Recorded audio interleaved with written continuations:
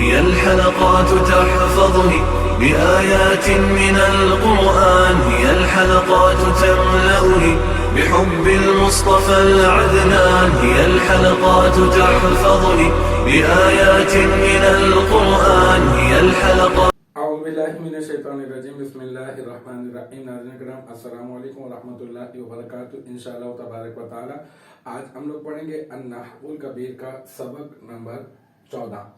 اس میں غیر متمکن کی اقسام، اور اس سبق کے سلسلے میں اب تک جو ہے ہم لوگ 10 ویڈیوز جو ہے وہ بنا چکے ہیں۔ آج جو ہے وہ ہماری 11ویں ویڈیو ہے، اور اب تک جو ہے وہ ہم لوگ جو ہے وہ ضمیر کے سلسلے میں جو ہمارا جو گفتگو کا سلسلہ چل رہا ہے، اس میں آپ کو 3 ضمیریں جو ہے وہ میں آپ کو بتا چکا ہوں۔ ضمیر مرفوع متصل، اور ضمیر مرفوع منفصل، اور ضمیر منصوب متصل۔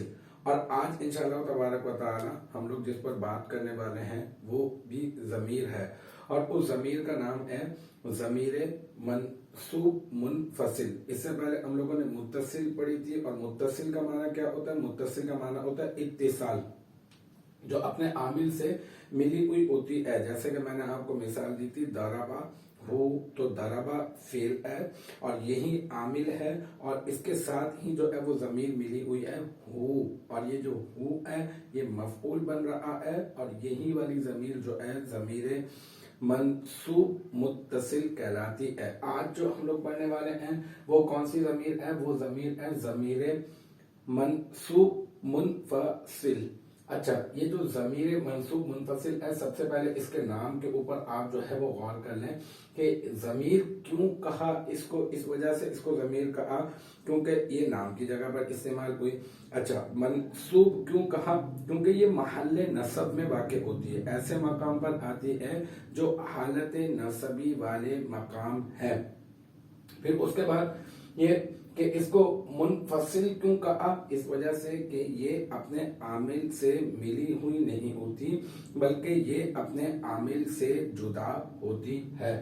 تو اب اس کی تعریف کو، آپ اس کے نام کو سمجھنے کے بعد تعریف کو یاد کرنا بہت زیادہ آسان ہوگا۔ جو اس کا نام ہے بالکل ویسی ہی اس کی تعریف ہے۔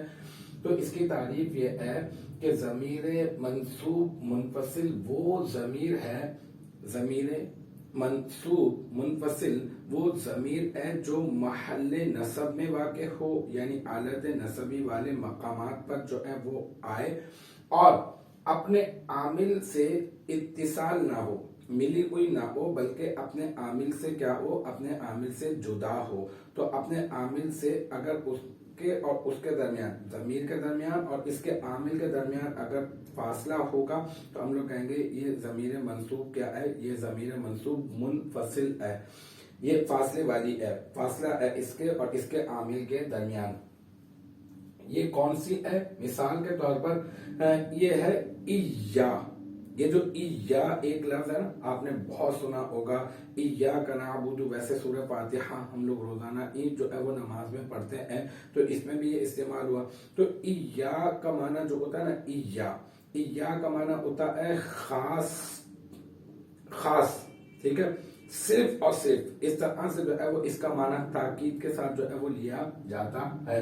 تو اگر میں یوں کر کے اگر میں آپ کو اس کی مثال دوں کہ یہ جو ہو ہے نا، ہو جو آپ کی پہلے والی جو ضمیریں تھیں، یعنی جو ضمیر منصوب متصل تھی نا، آپ نے اسی کے آگے جو ہے وہ ایا کا اضافہ کرنا ہے، بس یہ ضمیر بن جائے گی۔ مثال کے طور پہ ہو لکھا آپ نے، اور اس سے پہلے ایا، یہ والی ضمیر منصوب منفصل لے کر آ گئے، تو بس ان دونوں کے مجموعے کو جب آپ نے ملایا تو یہ بن گئی کون سی ضمیر؟ یہ بن گئی ضمیر منصوب منفصل، ایاہو۔ ایاہو کا معنی ہے خاص اس ایک مرد کو، اور ایا کا معنی خاص تجھ ایک مرد کو۔ اس کی جو مشہور و معروف مثال ہے جو آپ اپنے ذہن میں رکھ سکتے ہیں وہ ہے ایاک نعبد۔ سورہ فاتحہ تو ہم لوگ روزانہ پڑھتے ہیں نا، تو ایاک نعبد، یہاں پر میں نے یہ لفظ لکھ دیا نا اسی سورہ فاتحہ میں سے نکال کر، ایاک نعبد۔ اب دیکھیں یہ جو نعبد ہے نا، یہ نعبد ہے فعل، ٹھیک ہے۔ اچھا، تو اب اس کو یوں کر دیں آپ، نعبد ایاک، समझने के लिए। वैसे ये वाली तरतीब जैसे कुरान की है वही तरतीब आपने रखनी है, लेकिन मैं आपको समझाने के लिए, क्योंकि जहन में ये है कि जो मफूल है वो बाद में आता है ना। तो अब आप यूं कर लें, नाबुदु फेल, नाबुदु कौन सा फेल है? नाबुदु जो है वो जमा मुतकल्लिम का फेल है, और जो है ना फेल मुदारे है, सीगा तस्निया व जमा मुजक्कर व मुअन्नस मुतकल्लिम है। इसमें नून जो है वो अलामत मुदारे है, और ऐन बा और दाल इसके उरूफ असलिया है।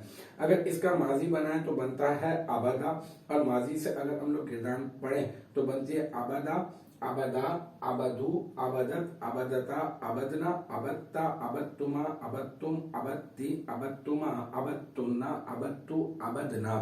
फिर उसके बाद जब फेले मुदारे बनाते हैं इससे, तो ये नसर यंसुरु के बाब पर है, तो आबादा से बन जाता है क्या? फेले मुदारे बन जाता है याबुदु। फिर याबुदु से हम लोग गिरदान पढ़ते हैं याबुदु, याबुदानी, याबुदूना, ताबुदु, ताबुदानी, याबुदना, ताबुदु, ताबुदानी, ताबुदूना, ताबुदीना, ताबुदानी, ताबुदना, आबुदु, ना बुदू। ये देखें, ये वाला सीगा मैं आपको बताने के लिए कि ये नाबुदू कौन सा सीगा है? ये फेले मुदारे है, फेले मुदारे मुस्बत मारूफ है, और इसमें ये जो सीगा है ये सीगा तस्निया व जमा मुजक्कर व मुअन्नस, मुजक्कर के लिए भी इस्तेमाल होता है, मुअन्नस के लिए भी इस्तेमाल होता है, तस्निया के लिए भी यही इस्तेमाल होता है, और जमा के लिए भी यही इस्तेमाल होता है। और इसमें जो है वो एक जमीर मौजूद होती है। मैंने आपको बताया था 3-4 क्लासेस पहले जब हम इस जमीर के बारे में पढ़ रहे थे, तो मैंने आपको बताया था इसमें एक जमीर है, और वो जमीर कौन सी है? वो है नाहनु। नाहनु जमीर इसमें मौजूद है। तो नाबुदु का माना होगा हम इबादत करते हैं।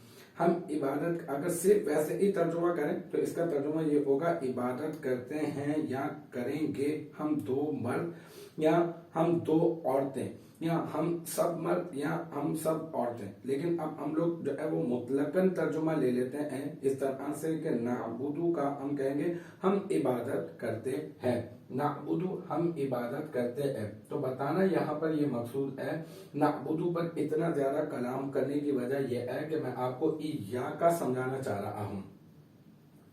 तो ये नाबुदु फेल हो गया, और जो है नाहनु ज़मीर फाइल हो गई। अब ये जो इया का ये जो आगे लिखा हुआ है ये क्या बन रहा है? ये बन रहा है मफूल, और यहाँ पर जो मफूल बन रहा है वो क्या है? वो है जमीर, और वो जमीर जो मफूल बन रही है वो जमीर है जमीर मंसूब मुनफसिल। और वो जमीर मंसूब मुनफसिल क्यों है? इस वजह से कि वो अपने आमिल से यहाँ पर क्या है? वो जुदा है।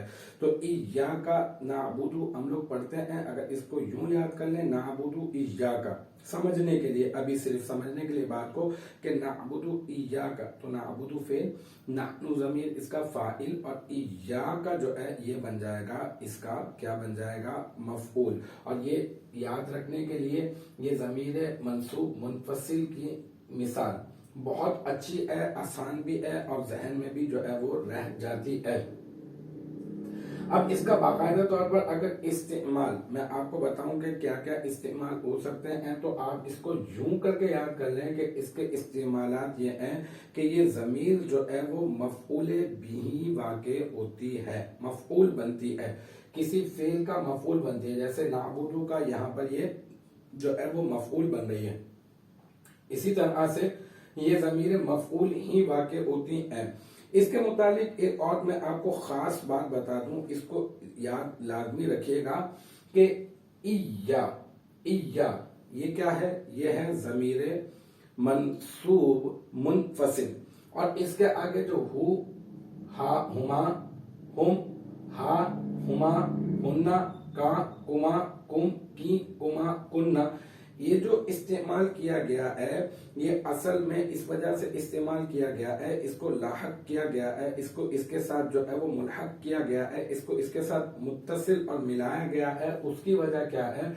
उसकी वजह यह है कि ताकि हम इससे मुतकल्लिम और गायब और हाजिर इसका जो है ना हम लोग अंदाजा लगा सकें। तो इस वजह से इसको, जैसे इयाहू का माना खास उस एक मर्द को, और इया ہما کا معنی خاص ان دو مردوں کو، تو اس وجہ سے یا کے آگے جو ہے نا یہ والی ضمیریں جو ہے ہم نے ملا دی ہیں تاکہ ہمیں متکلم کا اور جو ہے وہ حاضر کا اور غائب کا جو ہے وہ معلوم چل سکے۔ اسی طرح سے واحد کا، تثنیہ کا، جمع کا، مذکر کا، مؤنث کا، ان ضمیروں کے ذریعے سے جو ہم نے آگے متصل کی ہیں وہ ہم اندازہ لگا سکتے ہیں۔ اور یہ والی ضمیر یاد کرنا بہت آسان سی بات ہے، کیونکہ اگر آپ نے اس سے پہلے والی ضمیر یاد کر لی ہے تو یہ وہی والی ضمیر ہے، بس اس سے پہلے جو ہے وہ یا جو ہے وہ استعمال ہوا ہے۔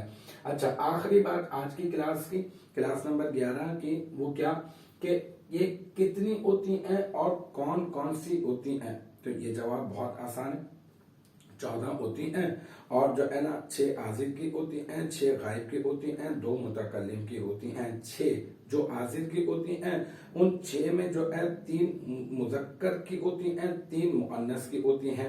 6 جو غائب کی ہوتی ہیں ان میں بھی 3 مذکر کی اور 3 مؤنث کی ہوتی ہیں، اور 2 متکلم کی ہوتی ہیں، اور جو 2 متکلم کی ہوتی ہیں ان میں بھی 1 متکلم کی وہ ہوتی ہے جو واحد مذکر و مؤنث دونوں اسی میں آ جاتے ہیں متکلم، اور ایک وہ ہوتی ہے جس میں تثنیہ، جمع، مذکر و مؤنث متکلم کو ہم اس کے اندر سب کو شامل کر لیتے ہیں۔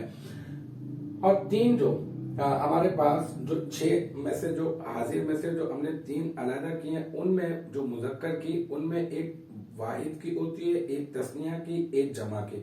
مؤنث میں بھی ایسا ہی ہوتا ہے، ایک واحد، ایک تثنیہ، ایک جمع۔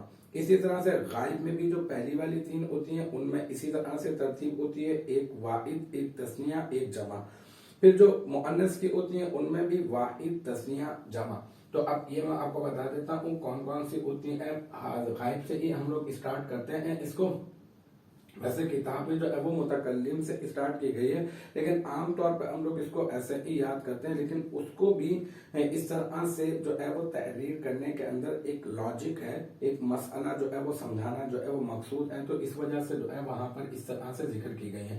لیکن عموماً طلباء کا یاد کرنے کا طریقہ کار یہی ہوتا ہے، تو آپ بھی اس کو یوں ہی یاد کر لیں، ایاہو، ایاہما، ایاہم۔ ایاہو واحد کے لیے ہو گئی، غائب کے لیے، ایاہما تثنیہ کے لیے، غائب کے لیے، ایاہم جمع کے لیے، غائب کے لیے، مذکر کے لیے، یہ 3 ہو گئی۔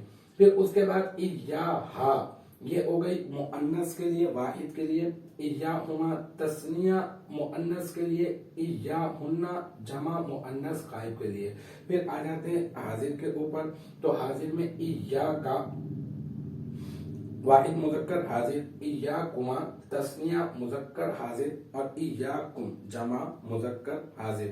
پھر مؤنث پر آ جاتے ہیں اسی ترتیب کو ملحوظ خاطر رکھتے ہوئے، تو واحد مؤنث حاضر ایاکی، پھر تثنیہ مؤنث حاضر ایاکما، پھر جمع مؤنث حاضر ایاکن، اور پھر اس کے بعد اس پر آ جاتے ہیں کس پر؟ متکلم پر، تو واحد مذکر و مؤنث متکلم کی ایک ہی ہوتی ہے، وہ ہوتی ہے یا۔ تو اس کو کیسے کریں گے؟ یا، اور تثنیہ و جمع مذکر و مؤنث متکلم کی ہوتی ہے کیا؟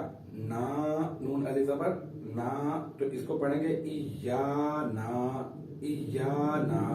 تو اب اس کو بہت آسانی سے یاد کر سکتے ہیں آپ، ایاہو، ایاہما، ایاہم، ایاہا، ایاہما، ایاہن، ایاکا، ایاکما، ایاکم، ایاکی، ایاکما، ایاکن، ایایا، ایانا۔